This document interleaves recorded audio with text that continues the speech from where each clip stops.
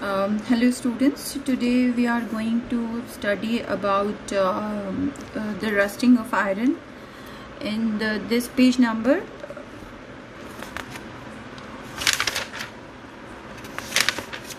87. So now we are talking about rusting of iron. Iron is one of the most popular used material on the earth. It is used in the making of cars, trunk, ships, bridges, gates, furniture and many other articles. Just hold on.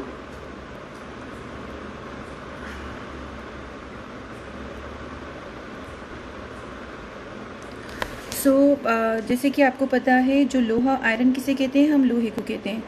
Now we are going to study about this paragraph. Iron is one of the most popular used metal on the earth. It is used in the making of cars, trunks, ships, bridge, gates, furniture and many other articles. Rusting of iron is a slow oxidation process in which iron reacts with oxygen and moisture present in the air to form a substance called iron oxide, which is commonly known as rust. तो मैं आपको बताती हूँ कि पहले तो आपने सबने देखा होगा कि जो लोहे को जंग लगता है, वो जंग किस लिए लगता है. लोहा हमारे जो अर्थ में पाए जाने वाला सबसे बहुत ज़्यादा इम्पॉर्टेंट मेटल है, जिसकी सहायता से हम लोग बहुत सारी चीज़ें, car, trunk, ships, bridge, gates, furniture, बहुत सारी आर्टिकल्स बनाए जाते हैं. रस्टिंग क्या होता है? बेसिकली लोहे में जंग लगने को आप कहते हैं रस्टिंग ऑफ आयरन. ये क्या होता है? एक स्लो ऑक्सीडेशन प्रोसेस होता है. ऑक्सीडेशन प्रोसेस क्या होता है? जिसमें कि आपके क्या था ऑक्सीडेशन प्रोसेस बताओ?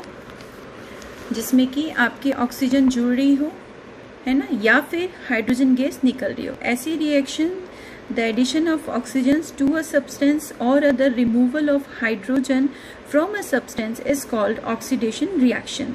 हमने पहले कल पढ़ा था इसके बारे में, ठीक है.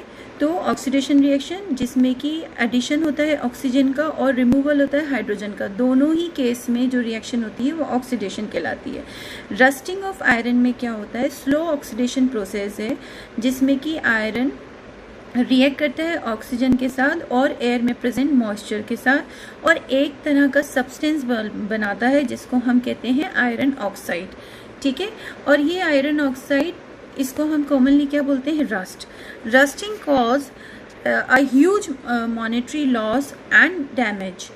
रस्टिंग की वजह से क्या होता है? जो लोहा होता है अपनी जगह से गलने लगता है, उसकी वजह से उसका डैमेज शुरू हो जाता है. आपने देखा होगा कोई जंग लगी हुई, जैसे आपके कूलर होते हैं, जिनके घर में कूलर हैं, मतलब जो कूलर लगाते हैं, आपने देखा होगा जब आप गर्मियों में कूलर को निकालते हो तो कूलर का जो नीचे का टैंक होता है जिसमें कि पानी फिल्ड रहता है, अगर हम उसे 3-4 महीने के बाद स्टोर रूम से निकालते हैं तो उसमें रस्ट हो जाता है. इसकी वजह से क्या होता है? कूलर का जो नीचे का टैंक होता है वो पूरा डैमेज हो जाता है. तो या तो आपके पेरेंट्स उसको रिपेयर करवाते हैं या फिर उसमें नया टैंक लगाते हैं. सो रस्ट क्या करता है? लोहे को डैमेज करता है. The layer of rust so formed corrodes the iron and gradually falls off. वो धीरे धीरे उसकी जो लेयर होती है लोहे की, आयरन की, उसको काटती है और धीरे धीरे फिर उसको ख़त्म कर देती है, falls off. Thus exposing the fresh metal which again gets rusted, ठीक है. Thus exposing the fresh metal which again gets rusted. अगर आपने किसी लोहे के सामान को हवा में नमी के अंदर रख दिया है तो थोड़े दिन बाद जो फ्रेश मेटल रहेगा, जो आयरन रहेगा, वो रस्ट हो जाएगा. This continue rusting make the iron object weak. और इस तरह से क्या होता है? अगर रस्टिंग होने लगती है आयरन की तो आयरन से बना हुआ जो ऑब्जेक्ट या आर्टिकल होता है वो क्या होता है? वीक होने लगता है. Oxygen and moistures are two essential condition for rusting. Rusting is faster when moisture content in air is high, ठीक है. तो जैसे आपके एयर में जो हाई मॉइस्चर जो है हाई साइड में होगा, तो आपके उस टाइम पे जो बाहर अगर लोहे की बनी हुई कोई चीज़ें रखी हुई हैं तो वो जल्दी ही उसमें जो रस्ट डेवलप हो जाएगा. देखो ये जो आपकी नीचे एक्टिविटी है, मैं ये एक्टिविटी आपको बता रही हूँ. 1 सेकेंड.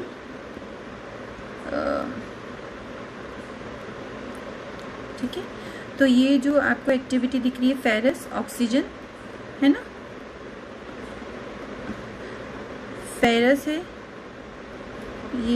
1 सेकेंड, मेरा पेन वर्क नहीं कर रहा है, ठीक है. ये फेरस हो गई. ये ऑक्सीजन के साथ मिलकर क्या, ऑक्सीजन और पानी, मतलब ऑक्सीजन तो आपके एयर में आ गई और मॉइस्चर भी आपके एयर में है, तो इसके बाद क्या बनाता है? Iron oxide. और इसके साथ आपका क्या निकलता है बाय प्रोडक्ट? water.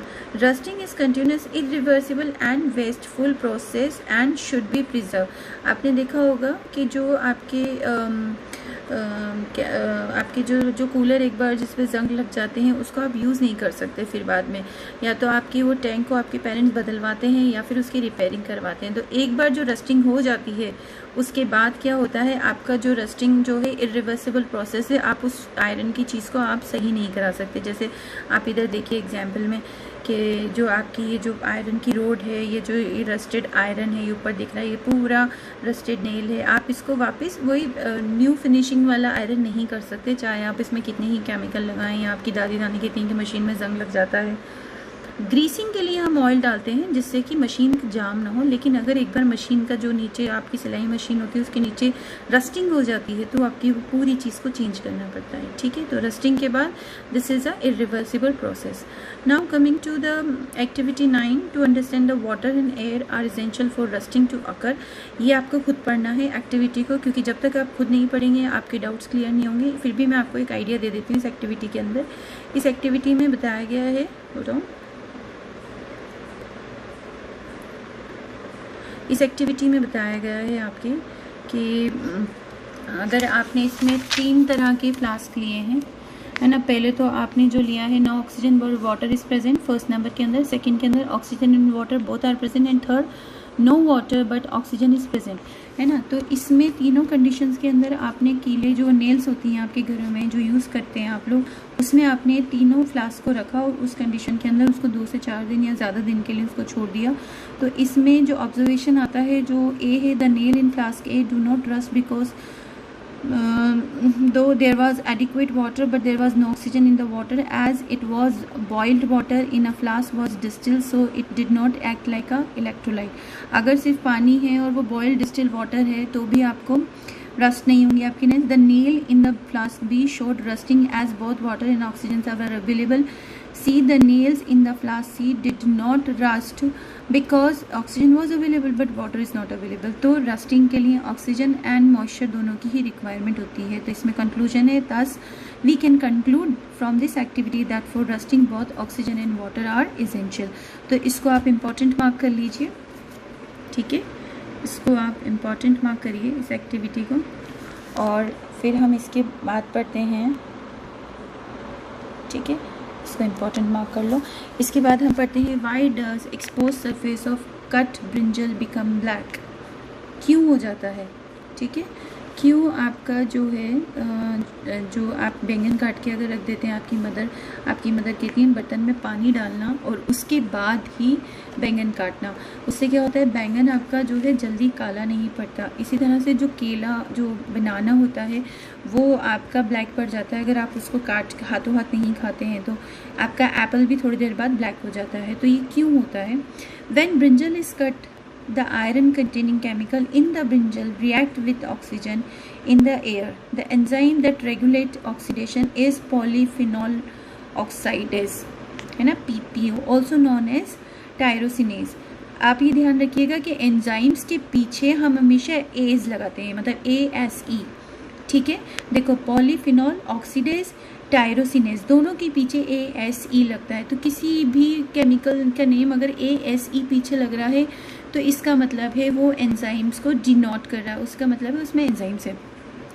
नाउ क्या होता है ब्रिंजल के अंदर जो आयरन कंटेनिंग केमिकल्स होते हैं, ब्रिंजल आप जैसे कहते हैं सब्जियों में आयरन है, वाइटामिन्स है, तो जो आयरन मतलब लोहा, ये नहीं कि आप लोहे के टुकड़े खा रहे हैं, ठीक है, ऐसा नहीं है, लेकिन आयरन एक न्यूट्रिएंट है जो कि ब्रिंजल में प्रेजेंट रहता है। तो जब when the brinjal is cut, the iron containing chemical in the brinjal react with oxygen in the air. The enzyme that regulate oxidation is polyphenol oxidase, also known as tyrosinase। Please underline this. And turn black. The same reaction occur in many cut fruits like apple, banana and etc. This is a very important paragraph. Please mark it as important. इसको पूरे को you should mark like this and mark it as a important also. PPO और tyrosinase, है ना, ये इस enzyme की presence में जो फेरस आयरन जो रहते हैं वो एयर और ऑक्सीजन की प्रेजेंस में आते हैं, आपके ये हो जाते हैं। Mark is as a important. Pencil लेके हमेशा साथ में बैठा करो। The oxidation can be prevented by coating the cut surface with the lemon juice or even sugar solution or boiling the cut fruit. अगर आप उस पर लेमन जूस लगा देते हो कटे हुए ब्रिंजल के ऊपर या फिर बनाना या एप्पल के ऊपर, और या इसके अलावा आप उस पर शुगर सोल्यूशन लगा देते हो या फिर उसको आप क्या कर देते हो, बॉईल कर लेते हो उस फ्रूट या फ्रूट को, तो फिर वो ब्लैक नहीं होता है। ठीक है। सो इसके अंदर मुझे नहीं लगता आपको और कुछ समझाने की ज़रूरत है। नेक्स्ट है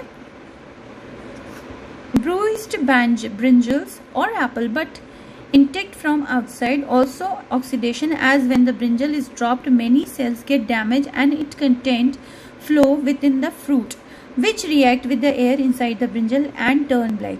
Brinjal have over 25% air content that it way they float in water. This blackening of fruits is a chemical changes. ठीक है। तो bruised brinjals, जिसको हम आपका जो एप्पल रहता है, आप एप्पल और ब्रूस्ड ब्रिंजल से होते हैं एक ही बात है। ठीक है। आप जब एप्पल को कट करते हैं तो ये भी क्या करता है, ऑक्सीडेशन को शो करता है। जैसे ही आप इसको क्योंकि the brinjal is dropped many cells get damaged and it contact flow with in the fruit. जब उसको कट करते हैं तो उसकी बहुत सारी सेल्स कट जाती है और फ्रूट की सेल से बाहर निकल जाती है, जो कि उसमें कि आपके क्या होता है, आयरन वाले कंटेंट रहते हैं। जब वो एयर के साथ कांटेक्ट में आते हैं तो वही उनमें क्या हो जाता है, ऑक्सीडेशन हो जाता है, और इसी की वजह से वो क्या होता है, ब्लैक हो जाता है एप्पल कटने के बाद। एप्पल ब्रिंजल जो आपका नॉर्मल ब्रिंजल रहता है उसमें 25% एयर रहती है, इसलिए क्या होता है, अगर आप नॉर्मल ब्रिंजल को पानी में डालोगे तो ब्रिंजल क्या है, ऊपर तैरने लगता है। Some PPO reaction are desirable such as brown colour of tea, coffee and cocoa. ठीक है। पीपीओ रिएक्शंस क्या होती हैं, जैसे मैंने आपको बताया पॉलीफिनाइल ऑक्सीडेज एंजाइम जो रहता है ये इन सब में पाया जाता है, एप्पल में, ब्रिंजल में एंड बनाना में। तो पीपीओ जो एंजाइम्स रहता है इसी की वजह से ऑक्सीडेशन होता है इन सभी फ्रूट्स के अंदर, और इसके अलावा पीपीओ की वजह से जो ऑक्सीडेशन होता है वो समटाइम्स हार्मफुल डिज़ायरेबल भी होता है, जैसे कॉफ़ी का colour of tea, coffee and Coca, जैसे आप उसको उबालते हो कलर निकलता है ना, इसी तरह से। तो way of dealing of preventing rusting. अब हम जो नेक्स्ट टॉपिक है, आप किस तरह से किसी भी चीज़ को जंग लगने से बचा सकते हो या जंग लगने का प्रोसीजर जो है स्लो कर सकते हो। देखो, फर्स्ट है मेथड और दूसरा है हाउ इट वर्क्स। तो फर्स्ट पॉइंट है coating with oil, grease, paint. This need to be done at a regular interval as the grease और पेंट सरफेस में बी ब्रोकन। आपने देखा होगा आपके स्कूल में झूले लगे हुए हैं। अब झूलों में क्या होता है, अगर हम उसको 1 साल या 6 महीने में कलर कराते रहते हैं तो उनमें जंग नहीं आएगा, लेकिन अगर हम उसमें एक बार कलर कराने के बाद अगले 2 साल उस पर कलर नहीं कराएंगे, उसकी ऑयलिंग नहीं करेंगे, उस पर कलरिंग नहीं करेंगे, उस पर पेंट नहीं कराएंगे, तो उसमें क्या होता है, जंग लग जाता है। अब ये जंग किस तरह से, अब ये जो कलर है किस तरह से प्रिवेंट करता है, prevent iron surface to come to contact with moisture and oxygen.